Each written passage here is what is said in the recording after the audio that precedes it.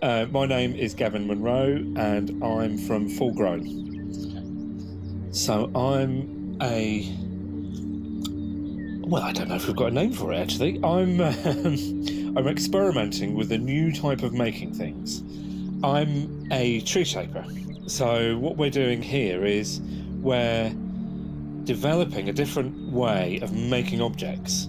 So instead of growing a tree for 50 years and cutting it into small bits and making wooden objects out of it, we're growing the tree straight into the shape of the object that we want. So we're starting with chairs, and one day we think we'd be able to grow all sorts of different types of furniture and useful objects.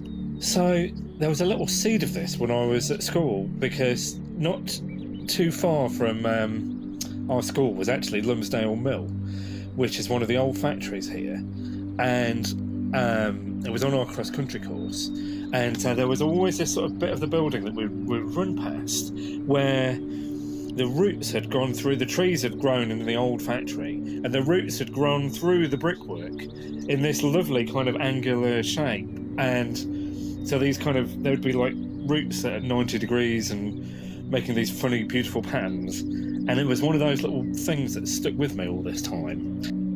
But to some degree, there's the physical landscape, but there's something particularly beautiful around here of the cultural landscape, where the Industrial Revolution, much of it began. And so here there's this kind of feeling of like a local place, but with a global reach and a global influence.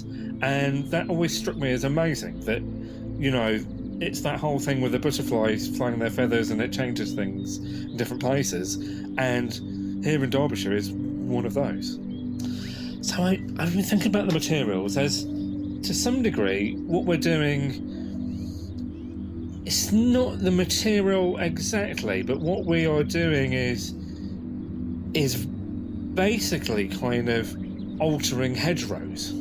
So it's not so much the material, such as an element of the landscape, that we're kind of trying to tweak gently. And so there's, you know, the different species that grow around here, you know, they're already growing strong and they like it, you know what I mean? So to some degree, we're trying to, you can't force a tree to grow into a chair, but you can make its life healthy and vibrant and stable enough that the choices that we need the tree to do in order to grow into the shapes, it can do so happily. Or, you know, that's what we're aiming towards. There's a kind of personal community. I grew up near here and travelled and came back again. So there's a kind of community where I grew up, and then there's the Worksworth itself has this can-do positive attitude, and with so many people helping and what have you, which couldn't happen anywhere else to some degree, let's face it. But there's this, because of what we were saying earlier, there's like a local effect but with a global reach, then that's permeated into everybody's attitude here as well. So the environment is perfect for being kind of quiet and rural and, you know, not exactly peaceful, but, you know, out in the woods a little, and with this sort of like knowing that there's an influence with a global kind of, yeah, I don't know whether reach is the right word, but something like that. I think the reason I'm doing this, or the reason we're doing this, is trying to understand, can we collaborate with nature rather than dominate it, in order to have stability and the opportunity to celebrate. So that's our kind of motivation and reason for doing it, and we're doing it as an example of, you know, how I think we might be able to do that, and I think it's an interesting line of thought.